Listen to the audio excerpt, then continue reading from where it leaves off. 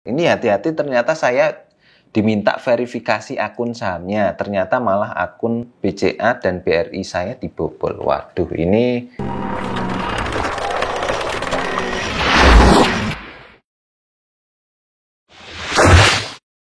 Halo Genators, selamat datang di channel saya, Ardi Novianta Putra. Kalau teman-teman mengikuti channel saya ya sudah lama gitu ya. Nah, beberapa bulan yang lalu gitu ya, sempat rame mengenai titip trading dan nama saya juga digunakan di dalam titip trading tersebut ya.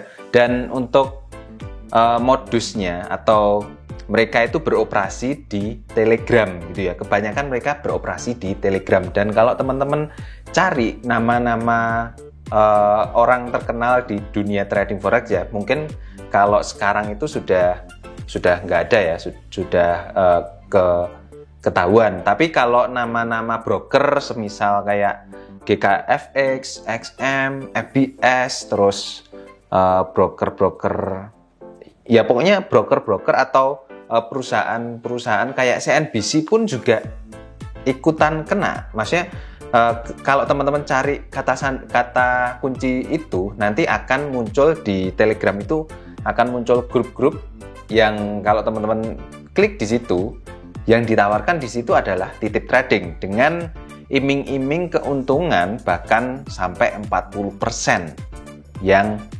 dijanjikan di situ dalam waktu 1 minggu itu. Nah, 1 minggu dalam waktu 1 minggu 40%, kalau kita modalnya itu 10 juta kan kita dapat 4 juta cuy.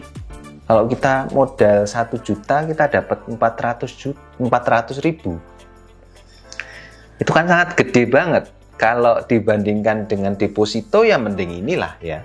Nah, karena keuntungan yang dijanjikan di situ itu banyak banget ya, makanya banyak sekali orang-orang yang kena di titip trading ini. Dan kemarin pas saya bikin konten ini nih, yang judulnya adalah titip trading dan selamat tinggal uang Anda, ternyata banyak sekali teman-teman yang komentar dan mereka itu kena tipu juga. Maksudnya mereka korban dari penipuan titip trading ini. Salah satunya ini, saya kena 2,5 juta. Nah, kemudian ini, terima kasih saya kena tipu 11 juta gara-gara ikut titip dana, awalnya berhasil ikut, berikutnya saya kena tipu. Nah, jadi kalau di sini tuh modusnya kita nitipin uang ya, misalnya pertama kita dikasih dulu profitnya, lalu yang kedua menghilang, atau kalau ada alasannya ya MC, tapi kebanyakan sih menghilang ya, karena nggak mau tahu ya, maksudnya nggak mau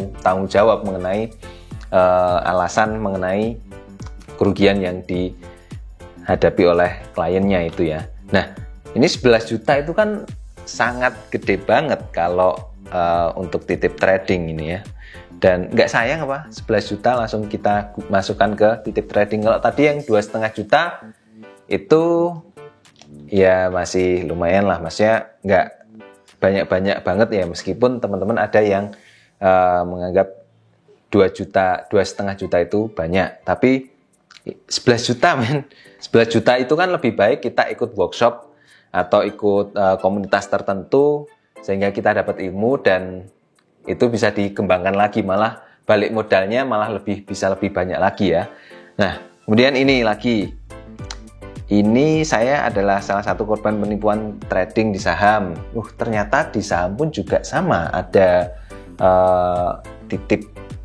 Kalau titip trading di saham saya sudah tahu dari dulu memang ada, cuman penipuannya itu juga sama.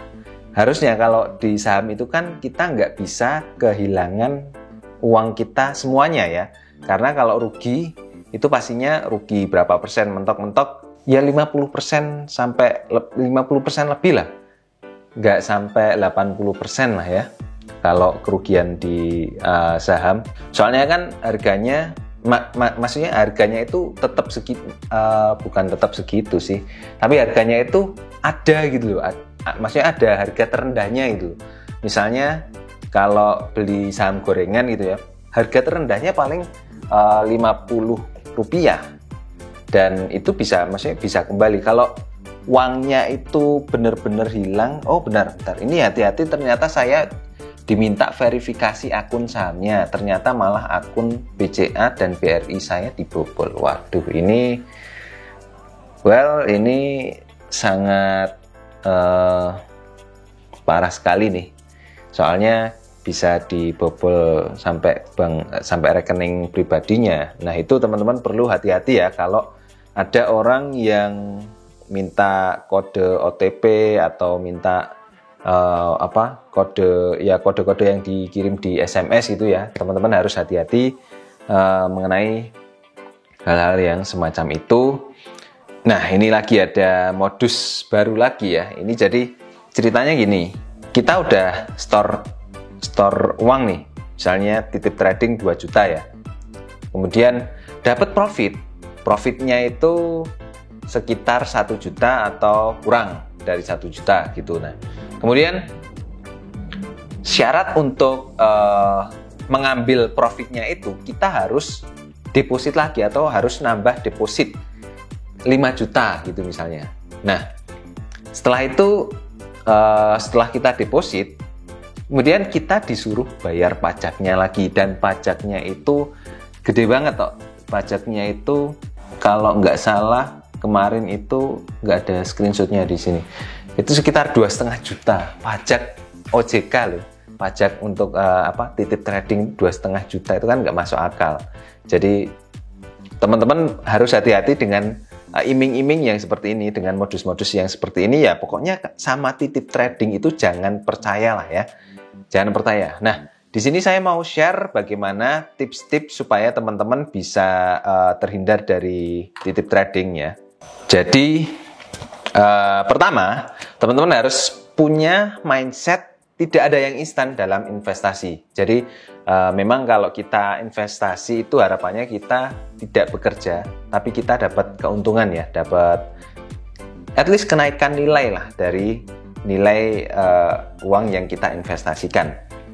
Nah, tapi karena investasi itu sifatnya yang seperti itu ya, maksudnya kita tanpa bekerja, uang kita bekerja sendiri, maka banyak orang yang mensalah tafsirkan. Jadi maunya kita deposit atau kita keluar uang, terus uangnya itu menghasilkan uang yang berlipat ganda dalam waktu singkat tanpa kita peduli uang kita itu uang kita itu masuk ke mana gitu loh. Nah, jadi ini teman-teman harus dibetulkan dulu mindsetnya ketika memulai investasi ya. Jangan punya pikiran bahwa investasi itu merupakan jalan cepat untuk cepat kaya. Lalu yang kedua adalah harus selalu tahu kemana uang kita itu mengalir ya, dan digunakan untuk apa saja.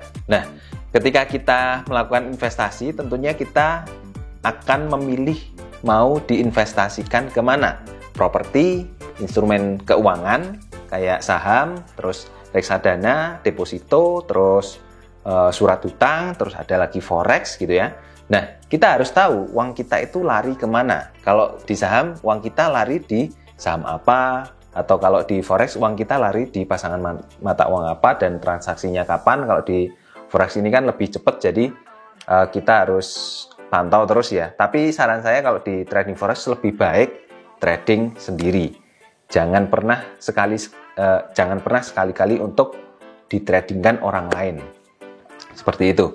Nah, lalu di properti kita juga harus tahu dan memilih properti mana yang tepat untuk digunakan untuk investasi, karena kan kalau kita cuma beli properti saja, misalnya beli tanah saja tanpa bisa memanfaatkan, atau tanahnya itu tanpa bisa menghasilkan uang untuk kita, yaitu sama saja dengan bukan investasi, tapi itu barang produktif namanya ya. Nah, lalu yang ketiga, jangan percaya dengan siapapun termasuk diri Anda sendiri. Kenapa kok dengan diri kita sendiri itu tidak boleh percaya? Ya karena gini, misalnya kalau teman-teman trading ya di forex lah misalnya, kalau di forex kemudian mendapatkan keuntungan terus-menerus gitu ya, lama-lama kita akan terlena, dan ketika terlena ini kita akan jadi tidak waspada. Makanya kita tidak boleh percaya sama siapapun termasuk diri kita sendiri.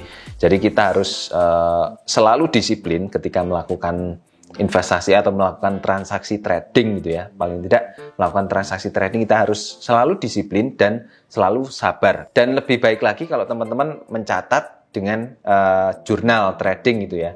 Sehingga perasaan ketika melakukan transaksi trading itu terekam di catatan tersebut. Jadi kalau teman-teman lupa dengan bagaimana sih motivasi saya ketika open posisi, nah, teman-teman bisa lihat di jurnal tradingnya lagi. Nah, lalu yang keempat adalah pelajari terlebih dahulu sebelum masuk ke investasi yang teman-teman ingin geluti ya. Nah, baik di forex, saham, di properti, semuanya teman-teman butuh belajar di situ. Nah, kalau teman-teman mau belajar trading forex, teman-teman bisa bergabung di komunitas Gain Hunter. Dan teman-teman bisa konsultasi gratis dengan saya selama 3 hari. Nanti saya akan ajarkan trading sampai bisa profit ya. Teman-teman bisa daftarkan di gainhunter.com/free. Nanti kita ketemu sampai 3 hari di situ ya. Nah, lalu yang kelima adalah rasional dengan hasil investasi yang kita dapatkan.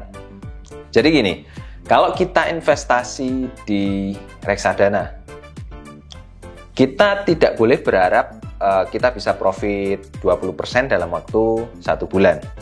Karena itu reksadana itu nggak masuk akal. Kalau bukannya nggak masuk akal ya, tapi jarang, sangat jarang sekali ada reksadana yang bisa mencapai profit sebesar itu dalam waktu 1 bulan. Rata-rata itu sekitar 5-7% lah. Ya sekitar segitulah untuk reksadana. Lalu kalau di saham, ya kita tidak boleh punya harapan bisa untung 20% juga di saham dalam waktu 1 bulan. Karena di saham juga fluktuasinya beda-beda, kita harus pilih saham yang cocok untuk kita beli gitu ya. Dan kalau di forex juga kita tidak bisa selalu untung, karena pasti ada saat-saatnya kita mengalami kerugian. Termasuk juga di properti. Harus bayangannya mungkin di properti kita bisa mendapatkan penghasilan setiap bulan terus-menerus, tapi kalau properti yang kita beli itu cuma tanah kosong dan tidak bisa diuangkan atau disuruh bekerja gitu ya. Kecuali kalau teman-teman beli ruko yang sudah berdiri dan sudah berjalan, nah itu baru teman-teman bisa berekspektasi besar gitu ya. Tapi modalnya juga besar juga. Nah, jadi seperti itu teman-teman. Yang penting adalah harus rasional ketika melakukan investasi ya. Nah, sampai ketemu di video selanjutnya. Semoga bermanfaat ya teman-teman.